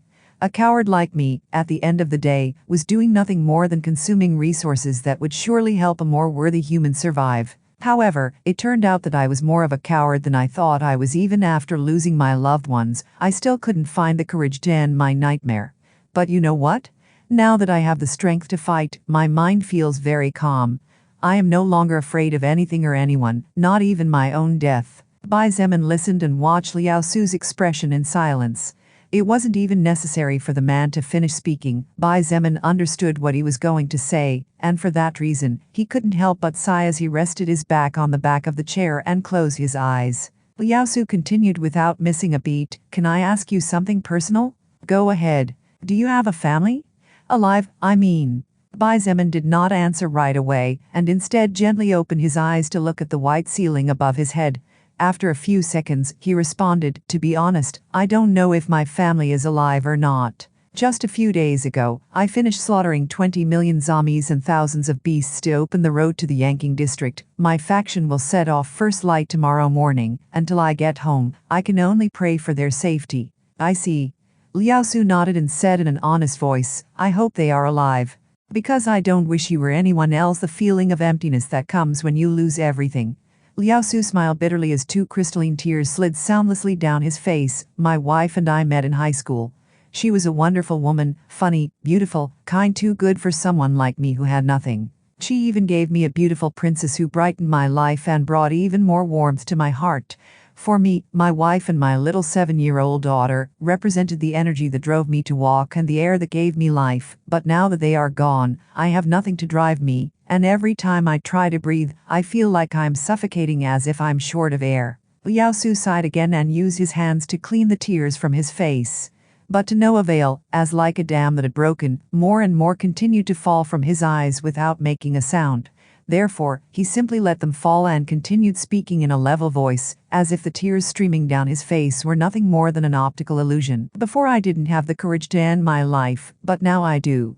In fact, to be honest with you, the only reason I didn't kill myself as soon as I woke up was solely to say thank you to my benefactor, as I'm sure becoming human again didn't come cheap." Bai Zemin gently opened his eyes and looked at Liao Su with a complicated look. If Liao Su had told him that he was thinking of ending his life before listening to the deepest feelings in his heart, and if not for the fact that Bai Zemin could feel his sadness to the point where his own soul ached, then Bai Zemin would definitely not hesitate to knock him unconscious and do whatever it took to keep him alive until his blood was studied. After all, this was a matter that concerned all of mankind. However, now that things were as they were, Bai Zemin felt it would be too selfish of him to keep a man who had lost everything alive. Yes, Bai Zemin was a leader who aspired to rule the human race, but at the end of the day, he was also a man just like Liao Su, and by putting himself in his place, Bai Zemin felt that he did not have the qualifications nor the right to stop the life of this man, who was nothing more than an empty shell at this point. Bai Zemin was cruel and ruthless many times. He would not even hesitate to wipe out millions just for the sake of accomplishing his goals. However, at least to this day, Bai Zemin believed that there were not those who were 100% innocent among the blood that stained his hands. He did not believe himself to be a righteous existence, but at the very least, Bai Zemin was proud to be able to understand a little of the feelings and reasons of others. Putting himself in the place of the man in front of him, Bai Zemin was not sure he would be capable of continuing his life, despite all the things that still needed his own care. Losing his wife and his little daughter at the same time, Bai Zemin did not even want to imagine himself in that situation, as a single second was enough to cause abysmal pain. Liao Su looked at Bai Zemin with pain-filled eyes and smiled bitterly, as he said between saddened laughter and suppressed crying, "But, now that I hear you, I feel that ending my life just like that would be wrong as well. After all, if my blood can help create a vaccine to fight zombies, maybe many families that were destroyed like mine will have hope of finding each other again." It was a very, very complicated situation. A situation that on one hand involved the future of a race and the suffering of the soul of a man who had been cruelly punished, even though he was not guilty of anything. Blood Warlock, Succubus Partner and the Apocalypse. Chapter 577. When you lose everything, there is no happy ending. Chapter 577. When you lose everything, there is no happy ending. Both Bai Zemin and Liao Su stayed in silence for a long time. So long that neither man realized when, but the clear laughter and beautiful voices coming from the backyard of the villa that could previously be heard from the upper floor stopped singing. However, the two men were fighting against themselves, and both knew it, even though neither of them said anything. Liao Su was fighting against his desire of bestowing himself eternal rest and embarking on what he believed and hoped would be the path to be reunited with his family. Liao Su dreamed even with his eyes open, wishing that at the moment of his departure, his beloved little princess and his queen would be waiting for him on the other side of the road in order for the three of them to travel together hand in hand. On the other hand, Bai Zemin was fighting against logic and trying to allow his emotions to overcome his reason. Brain and reason were screaming at Bai Zemin that he could not allow Liao Su to die until he confirmed that all the reconverts possessed the skill immune blood from which the greatest hope of mankind could be born. Meanwhile, he was trying to suppress those shouts for comprehension to take over. Liao Su knew that his life was necessary and that a human leader like Bai Zemin, who had saved him despite owing him nothing, needed him. Bai Zemin understood a part of the pain Liao Su was going through as he tried to put himself in his place. One was a man about to enter what before the apocalypse would be considered middle age, while the other was just a young man not even old enough to graduate from college. However, they both possessed the same level of maturity, enough maturity that helped there to be a certain level of tactical understanding between the two, despite not saying a single word for over 2 hours. Gradually, the hot afternoon temperature began to drop, and slowly that hot breeze began to turn into a cold wind. At the same time, the sun that burned brightly over the clear sky began to waver, and its height began to descend, as the stars slowly began to make their presence felt high in the sky dome. The sound of soft knocking on the other side of the door was like the alarm clock that brought the two men out of the dream world, followed immediately after by a clear voice tinged with a shade of respect. "My lord, Miss Wu Yijin is looking for you. She said it's about tomorrow's mobilization." The person on the other side of the door was Qin Ming, Bai Zemin's housekeeper. Her status, despite being a mere housekeeper, was so high that even the soul evolvers greeted her with smiles on their faces and did not dare to disrespect her casually. After all, she was not just any housekeeper, she was the housekeeper of the highest leader of the entire Transcendent faction. Qin Ming was not only loyal to the death to Bai Zemin, but was so grateful to him that she even vowed to dedicate the rest of her life for his sake. No matter what he wanted, she would give it to him or arrange it for him. Qin Ming, who had lived a life in hell when she fell into Lei Su's hands at the beginning of the apocalypse, now lived her life on the 9th cloud, thanks to the respect and human dignity that Bai Zemin gave her. Since even the most noble and honorable person in the entire faction respected her, what qualifications did the others have to disrespect her? Qin Ming stood silently next to the door, and even though she did not receive any response from Bai Zemin, she waited patiently without knocking again to avoid being intrusive. Bai Zemin turned to look at Liao Su, and after several seconds of hesitation during which his eyes looked erratic, he finally sighed and swung his right hand. Swoosh! Liao Su's eyes widened slightly in surprise when he saw a 9mm pistol and a golden bullet appear in Bai Zemin's hand, as if by magic. Bai Zemin said nothing and stretched his body, putting the firearm and the bullet together on the small bedside table. Then, he looked at Liao Su and nodded before turning around to leave silently. Liao Su followed the back of Bai Zemin until he saw when he opened the door, and a beautiful mature woman bowed in respect before it was again closed by him. Immediately after, the sound of footsteps moving farther and farther away could be heard by his evolution-sharpened senses until finally everything that remained was silence. Now alone, the man who had lost everything including the will to continue living, leaned slightly to his right and without a word, took the 9mm pistol and the bullet. It did not take a genius to put a bullet in the magazine of a simple pistol, and yet, Liao Su simply stared at the bullet without moving an inch for a long time. In the end, Liao Su smiled bitterly and shook his head as he whispered looking into the distant sunset, "Luoyang, Shui, excuse me, but I think it's wrong to leave just like that after all, and I'm sure you would feel the same way. But don't worry, when my work here is done, I will personally come to meet you then, nothing and no one will ever separate us again. I promise." After saying those words, the man laid the gun and the bullet on the bed before lying on his back. He covered his eyes with the back of his right forearm, before tears began to fall down his face, falling with small sounds onto the white sheets on which dark spots slowly began to appear and merge to form a larger one. Who said big men didn't cry? Of course, big men cried too. It was just that when they needed to cry they did it from the bottom of their soul, and only because the pain they felt was heartbreaking enough to overwhelm everything else. Bai Zemin did not know what kind of choice Liao Su would choose, however, he had made his own. It was not his place to take the life of an innocent man, and neither would he allow someone within his scale of power to do it. But it was also not his place to prevent a person who had suffered so much as a direct consequence of all that was happening from taking his own life. At the end of the day, Bai Zemin was just a powerful human, but he was far from being God. No, even God did not have the qualifications to stop Liao Su from taking his own life, and if there was any existence that thought that way, it would be immediately labeled by Bai Zemin as an arrogant bastard who had lived too long confined in a cave. Now, everything would be left in the hands of the first reconverted human. Bai Zemin only hoped that Liao Su would find his own answer, one that he would not regret even after death, in order that whatever afterlife there was, if there was one, would be his resting place and not one of remorse. Miss Wu Yijin and Miss Lily are in the living room, Qin Ming reported with a faint smile. At first, she felt somewhat apprehensive of Bai Zemin, as the difference in status between the two was colossal, and a single mistake on her part could cost her more than dearly. The heartlessness of the world, Qin Ming, had experienced it firsthand. However, after getting to know more about the kind of person Bai Zemin was, Qin Ming stopped being so stiff and simply acted with the respect that was necessary, as when an employee was talking to their boss. Thank you for everything as always, Qin Ming. Bai Zemin nodded. You're welcome, she replied before excusing herself to prepare some snacks. Bai Zemin watched her go and couldn't help but shook his head.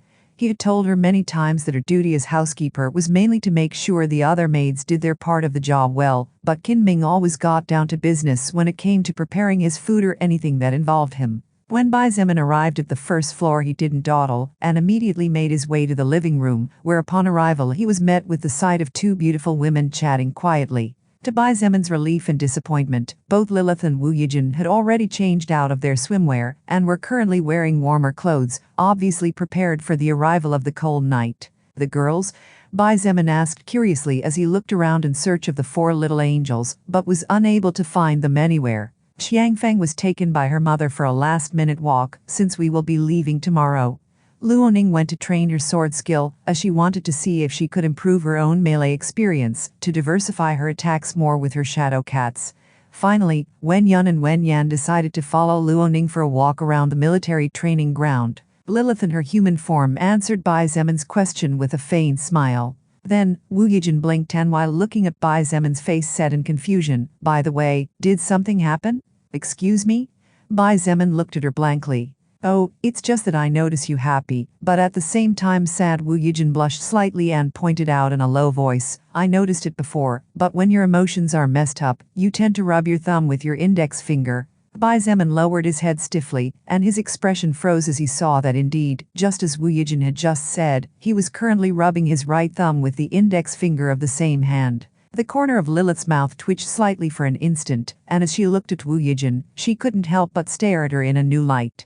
She, who was basically the existence that had been together with Bai Zemin for the longest amount of time since the apocalypse began, had not noticed this small detail about him. But Wu Yijin had, even though the time she and Bai Zemin had spent together was probably not even 1/4 of the time he had been with Lilith. Regardless of whether this had been a result of Wu Yijin's natural observational abilities being especially high, or whether it was a result of her feelings for him, it was amazing that something so insignificant and small had not slipped her attention, and that she had even managed to interpret the moment, as well as the reason why Bai Zemin was subconsciously making that move. Sis Yijin, this big sister really admits defeat this time. I take my hat off to you. Lilith smiled bitterly and sighed softly. Wu Yijin chuckled somewhat awkwardly, and still blushing secretly looked at Bai Zemin, hoping not to look weird in his eyes. Indeed, something is going on. Bai Zemin sighed but shook his head as he said, it remains to be seen the outcome of everything. Let's hope, we can only hope. He did not say let's hope for the best, as even Bai Zemin himself was not sure what was the best. Regardless of whether Liao Su chose life or death, probably neither choice would make him happy, but from the standpoint of mankind, it would naturally be best if he decided on life. Although he was curious about the close appearance between the two women, he temporarily decided to put the matter aside. Instead, tell me about the preparations. He looked at Wu Yijin and changed the subject to one that had the ability to interfere with, is everything finished? We will leave tomorrow morning, there can be no slip-ups. Blood Warlock, Succubus Partner and the Apocalypse. Chapter 578 Couple? Chapter 578 Couple? While Bai Zemin and Wu Yijin were talking about important matters regarding the big mobilization of the base that would be taking place tomorrow, two maidens led by Qin Ming herself arrived in the living room and soundlessly arranged different dishes with sweet cakes, savory desserts, cookies, miniature pancakes, etc. After pouring 3 cups of tea, the women simply stepped aside and stood silently like statues waiting for any kind of order to be carried out as quickly as possible. Instead of always getting new maids, Bai Zemin kept those women who work for him from the beginning, and when his villa changed, he simply resettled them with him.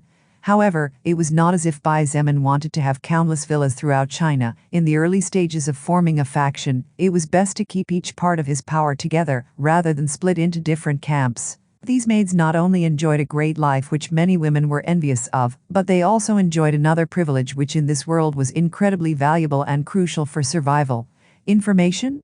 Such as now, for example, these women were able to listen to the highest existence, and one of the most important people for the proper functioning and growth of the faction chat about topics that usually no one would have the qualifications to listen to. Of course, the reason why these women were able to stay was because each and every one of them had been tested by the skill of the treasure called Inner Heart Mirror that Bai Zemin had obtained earlier.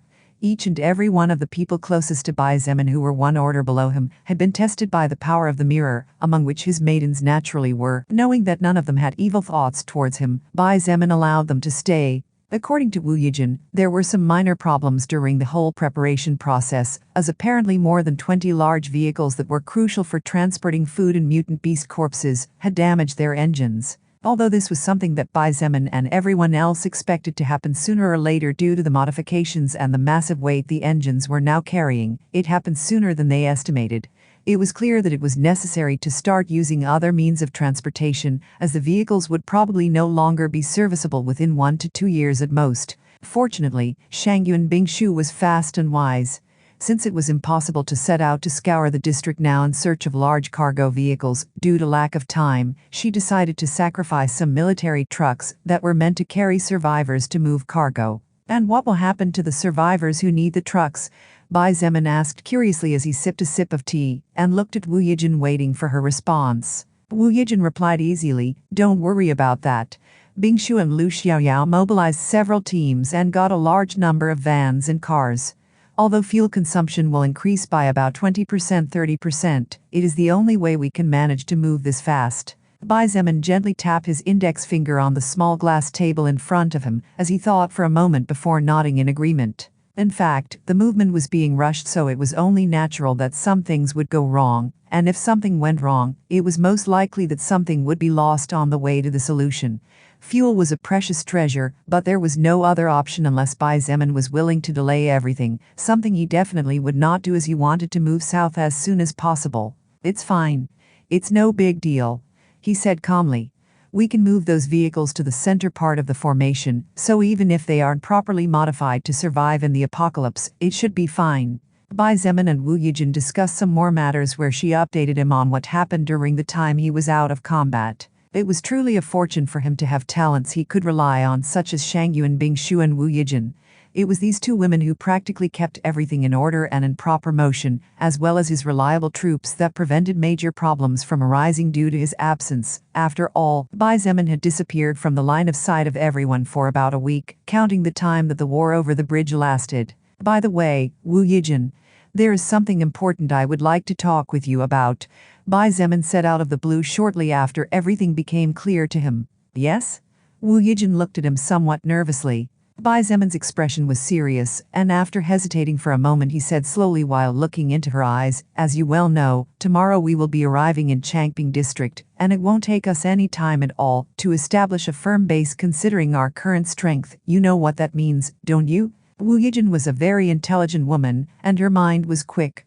How could she not know what Xietain was implying with his words? She hesitated for a moment before her expression became a bit complicated as she said quietly, I naturally understand if my father is still alive. With his power in Changping district, it is highly probable that he has already established a large camp somewhere in the district. The father of Wu Yijin was the supreme mayor of the entire Changping district. His status was countless times higher than that of the previous mayor of the Beiquan subdistrict, in which Xietan's camp was currently located. With his political power, the number of armed forces her father would have on hand should be more than enough to raise a large base, and if he joined hands with the army, the firepower of that base should be at least 5 or 6 times greater than the pitiful firepower that the faction of Xietain possessed. Xietain put down his teacup on the table and stared at Wu Yijin. He sighed and said in a kind voice, I promise I will be as kind as possible. I will do everything, absolutely everything within my power to make your father surrender and surrender the power of his forces. Of course, considering our friendship, it goes without saying that I won't let him or anyone else close to you live a miserable life, that's a fact. However, I really see no possibility of a friendly reunion between the two sides. Wu Yijin's shoulders slumped slightly. She also could not help but sigh as she recognized that Xietan's words were very mature and realistic. It was simply a dream to think that someone who had been in power for so long would surrender his forces just like that, just because a young man her daughter's age who came literally out of nowhere was telling him to. How about you two pretend to be a couple? The voice of someone who had been enjoying a delicious apple pie broke the silence, attracting everyone's attention. Xietain and Wu Yijin froze before he looked at Lilith with weird eyes, while Wu Yijin blushed furiously. What? Lilith shrugged her shoulders as she licked the spoon with her nimble little tongue.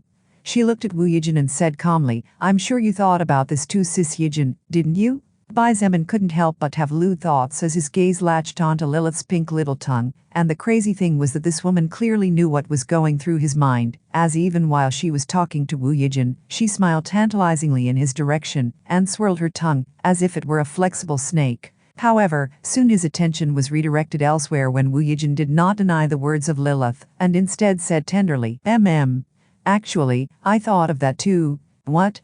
Xietain looked at her dumbfounded. Are you out of your mind? Why would you come up with such a nonsensical idea like that? If he had a daughter in the future and someday showed up at his house telling him that her boyfriend wanted to take all his stuff, he'd probably have to give her a good spanking and cut the little bastard's head off. That's not how this works, Xietain.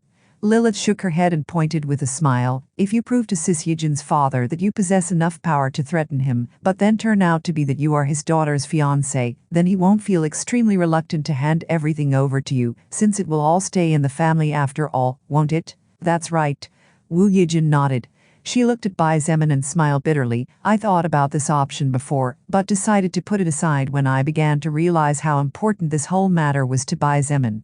The last thing I wish to do is to inconvenience him after all.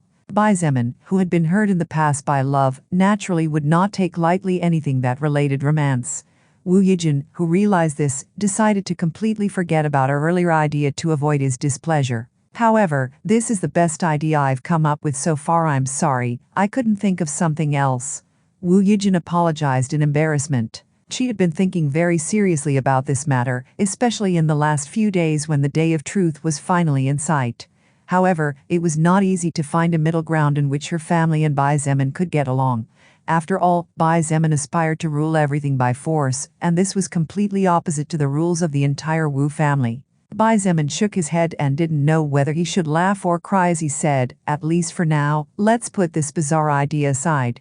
Let me share with you the idea that I came up by myself. Although he had been involved with politics recently as it was impossible to avoid it because Xietain aspired to build a great dynasty, there were still many things that Xietain could not get used to. One of them was arranged relationships. From the point of view of someone like him who had been raised in a normal family, relationships should be decided by oneself rather than for benefits. If he ever in the future started a relationship with Wu Yijin, it should be because they both felt it, and not to avoid a battle. If the worst came to the worst, Xietain would completely crush the forces of the father of Wu Yijin. No matter how many warriors he had to kill, he just had to let the man and his family live out of respect and consideration for Wu Yijin, but the rest was none of his business. Of course, if possible, Xietain wanted to avoid as many casualties as possible. After all, the power of mankind would fall further and further for every brave warrior killed. Xietain told Wu Yijin and Lilith about his idea, but when both women heard it, their expressions became quite interesting. Lilith and Wu Yijin looked at each other once Xietain finished explaining everything before turning their heads to stare at him. It's really going to be fun to watch this. It really will be. Now I even can't wait for it. The corner of Xietan's mouth twitched a couple of times as he watched the two women in front of him smiling excitedly, just like little children waiting for their Christmas presents. Had he become some kind of attraction? Blood Warlock, Succubus Partner and the Apocalypse. Chapter 579 The Aura of a Real King. Chapter 579 The Aura of a Real King. The sun was rising just above the horizon, and little by little the darkness that had been queen for several hours began to recede peacefully, without trying to fight for its rule over the skies against the light that slowly but surely began to take over the realm where the stars resided. The cold night wind slowly began to turn slightly warmer, and the sea breeze from a few hundred miles distant brought with it the pure and natural essence of the salty waters. With the winds blowing mainly from the south, the trees ranging from tens of meters for the smallest to a few hundred meters for the tallest, swayed in sync, forming a particularly beautiful swaying motion, along with the whistling sound the wind made as it cut through the thick leaves. The clock had not even struck 6 a.m. yet, 10 minutes to go, when the entire camp, with the largest human population still alive in Yanqing district, started to become hectic, and the streets that until a few minutes ago were mostly uninhabited became gathering points as the survivors started to come out of their homes. Some of them carried small backpacks, others carried larger bags, a few opted for some suitcases, and a minority simply had themselves. However, the truth was that all of them knew what they had to do and what they were not allowed to do. After seeing with their own eyes how the troublemakers were punished with death, no one dared to cause trouble, and even those who watched from inside their homes with resentment said nothing. The families of survivors who knew among themselves nodded to each other as they left their homes, and as if by prior agreement began to walk in a southerly direction. Everyone, regardless of their location, walked to the south in silence. An older woman in her mid-50s but looking especially energetic, held the hand of her 15-year-old son with one hand, and with the other clutched tightly to a plastic bag that contained several types of foodstuffs such as rice and canned sardines. "Aunt May, you really won't come with us?" the woman asked with sadness in her voice as she looked at the woman around 60, who was waiting for them outside the house with a free smile. The woman named Aunt May shook her head and reached out her hand full of wrinkles like dry tree bark to tousle the hair of the teenager who, with a grumpy expression, let her do as she pleased. "Gao Li, my life has improved a lot during the last week, thanks to the new government. I'm sure the leaders will not treat you poorly when you all arrive to the south," Aunt May said, looking at the young boy's mother. "But I am already 62 this year, my husband died fighting the zombies, and I haven't heard from my son since it all started. I have no reason to continue living, and so far I've done nothing but go with the flow by staying here. Instead of taking up a precious seat, I'd rather let someone else take it." Although there were many vehicles available, the number of survivors in the faction currently exceeded 30,000, so it was not certain that all of them could have a place to travel, and those who had to walk would be more prone to die. After all, while armed troops and soul evolvers would be protecting the perimeter with gun-mounted vehicles and heavy weaponry, problems and slips could occur at any time considering the situation the world was in. Gao Li looked at Aunt May sadly, but insisted no more, and instead sighed. Aunt May was a kind person, but also terribly stubborn like a mule, and since she had already made her decision, it didn't matter if it was Gao Li or even the king of Yanqing himself, no one would get her to take a step back. Go and take good care of this little gallant you have here." Aunt May laughed, showing the inside of her mouth devoid of almost any teeth. The young man felt annoyed at the sight of the old woman's ugly smile, and her compliment was not taken kindly. But little did he know that when his mind matured enough, he would be sad that he didn't appreciate that brief moment and those words brimming with affection. Sometimes, age was crucial in realizing things that were often more important than we thought they really were. Gowley said no more, and after bowing to Aunt May, she took her son, joining the rest of the survivors to form a long line along and through the streets, similar to a giant dragon that kept growing. Scenes like the one above were the most poignant and sad, but they were not the most normal. The most normal ones were those in which the survivors who did not wish to leave their homes and belongings watched resentfully from inside their houses as everyone left in orderly silence. These survivors who had already settled in the Baquin camp long before Xietain arrived to take over had forgotten the cruelty and ferocity of the mutant beasts, as well as the terror of the zombies. Therefore, in the midst of anger and oblivion, they believed that they would probably be fine.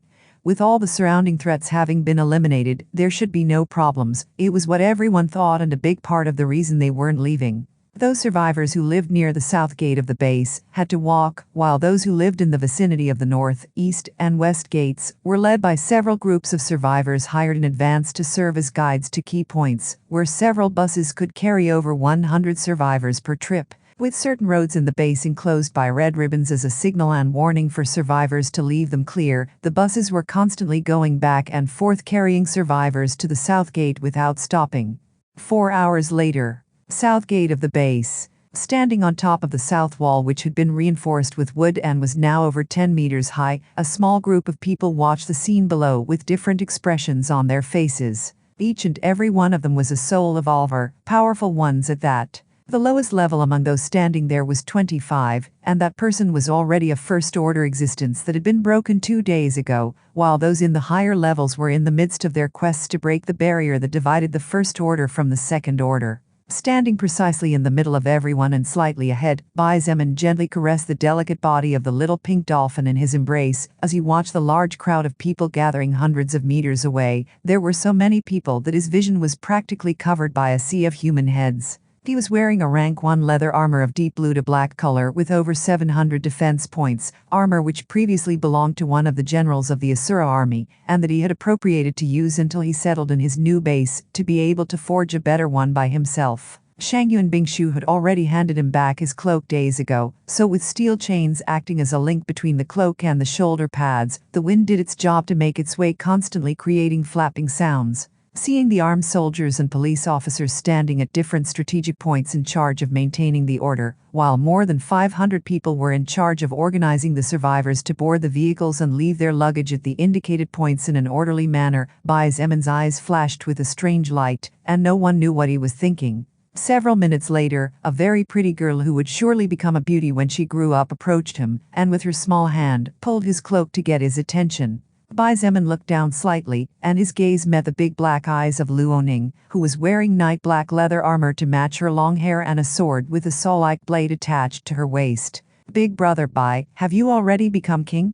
the girl asked in an innocent voice and attracting laughter from those standing slightly behind. Xietain chuckled and while looking forward again replied in a mocking voice, "No, little Ning. Big brother is nothing but a bandit with no land for now." Luoning's voice was muffled and clearly disappointed as she really wanted to be a real princess. She looked at Xietain silently before saying in confusion, "But, Big Brother Bai really looks like a real king. Is that so?" Xietain looked at her with a smile, but didn't pay too much attention to her words. Just then, someone else stepped forward and added, "Indeed, leader. It's been a few days since I last saw you, but when I saw you again this morning I was very surprised to find that your whole being seemed to change remarkably." "Xiaoming? What do you mean?"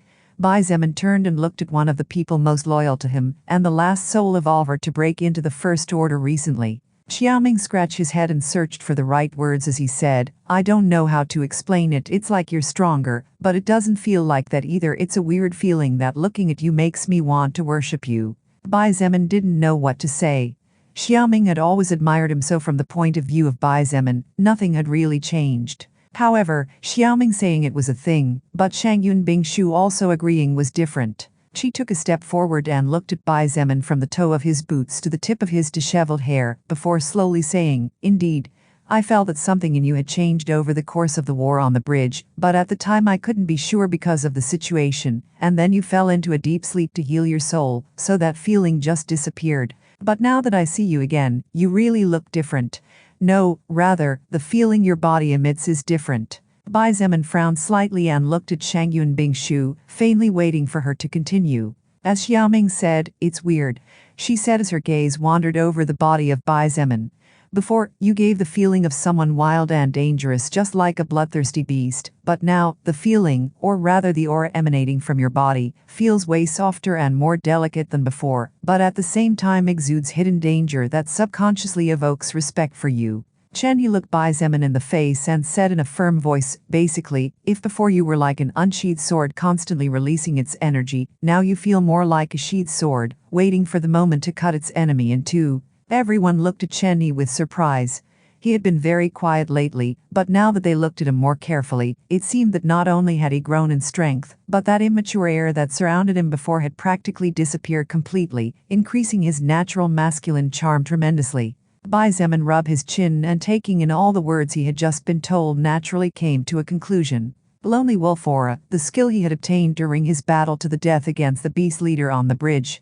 Blood Warlock, Succubus Partner and the Apocalypse. Chapter 580 Meetings Yonmeyer Again. Chapter 580 Meetings Yonmeyer Again. The skill Lonely Wolf Aura was a skill that, although it depended on Bai Zemin's magic stat, in contrast to all his other skills, it did not depend on magic power at all. It depended entirely on the killing intent he had. The stronger the killing intent of Bai Zemin was, the greater the effects the skill Lonely Wolf Aura would show, and in retrospect, those within the range of the skill would suffer stronger consequences. Previously, Bai Zemin was literally a beast in human skin, as even when he smiled kindly, the people around him could sense mortal danger, not as a result of looking at him, but by being near him.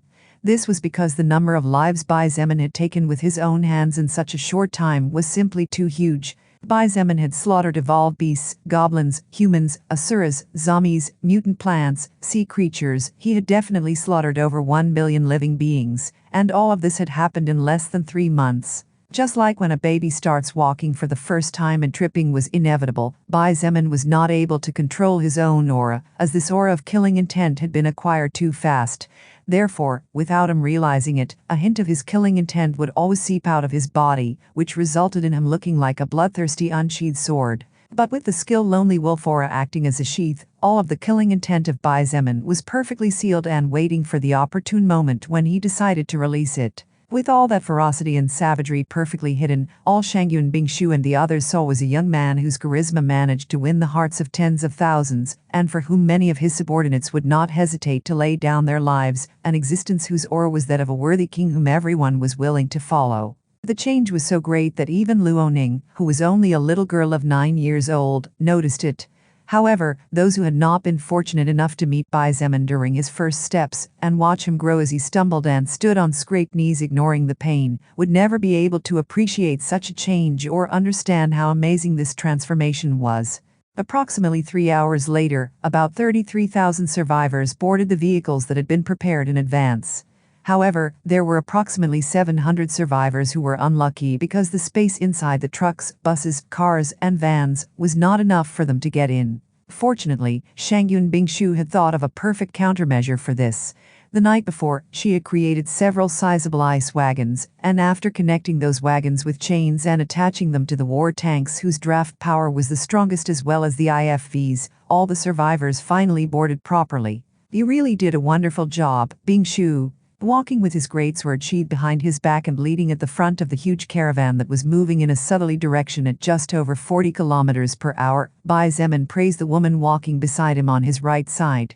Shangyun Bingshu nodded indifferently and said slowly, "If those people had not been able to get into a vehicle, they would have had to walk hundreds of kilometers, which would delay us horribly. Neither you, nor I, nor anyone else wants to waste so much time. That's why I spent all my mana last night to create those wagons. I see that way you could recharge all your mana overnight while you sleep." Bai Zemin chuckled and praised her again, "Really cool." The group continued to advance in defensive formation, occasionally meeting the obstruction of some mutant beast that had casually left the forest. However, the power of the current Transcendent faction had literally transcended compared to its power half a month ago. With around 1,500 soul evolvers capable of keeping up with the motorized fleet over long distances, the weaker areas of the perimeter were sealed off by them, while the gun-mounted vehicles and IFVs did the rest.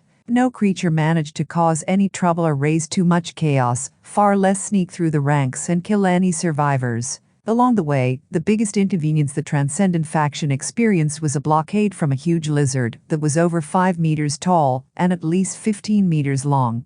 However, even though the creature was a respectable first-order existence, Chenny tore it into thousands of pieces when its body exploded after a powerful explosive arrow, empowered by magic fire. With the roads created by Xietain beforehand and no obstacles that could be called really troublesome blocking the way, the large caravan composed of more than 2,000 vehicles took about 5 hours to reach the bridge.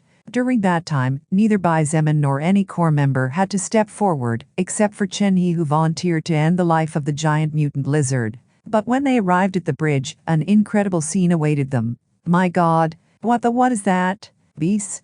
The survivors inside the vehicles were frightened, and their faces turned tremendously pale as they saw that inside the waters were around 5,000 sea beasts, among which were some whose sizes could simply be considered colossal. Fortunately, Wu Yijin had already thought that something like this could happen, so she had prepared soldiers with machine guns or low-level soul evolvers to fix any problems before they woke up. Silence. Wyatt, everyone stay in your seats orderly. The soldiers and low-level soul evolvers inside the vehicles roared at the top of their lungs, silencing the panicked survivors before the other survivors caught on and became too big a problem to be handled with a soft hand. At that moment, Shangyun Bingshu's voice rang out from the soldiers' military radios or vehicle radios. Everyone, keep calm and maintain order. The creatures in front of us are allies and therefore there is no need to fear. I repeat, keep order. The creatures in front of us are allies. Any troublemakers will be taken down from the vehicles by force. The words of Shangyun Bingshu were like a cascade of icy water falling on the heads of the survivors in the middle of winter, and that little flame of chaos that threatened to awaken died even faster than the speed at which it was born. However, the survivors were stunned and confused to hear that the beasts in front of them were not only not enemies, but actually allies. Was the owner of that voice joking? No, but judging by the respectful expression of all the soldiers and soul evolvers, it seemed unlikely that the owner of that voice was a lunatic, and instead appeared to be someone of incredibly high status within the government. But sea beasts allied with humans? The survivors looked at each other, and amidst the fear they could all see in the eyes of those around them, there was also a spark of puzzlement and confusion. In fact, even the soldiers and soul evolvers were confused and perplexed about the situation. Had it not been for the fact that they had been warned beforehand, the war tanks and assault machinery would have begun firing long ago. Since the more powerful ones were clearing the way, there were no military vehicles at the front of the formation, and instead, they were moved to the sides and rear. This meant that those traveling in the front buses and sitting in the front seats had a bit of a view on what was going on. Look, those people are walking towards the sea. Are they really our allies?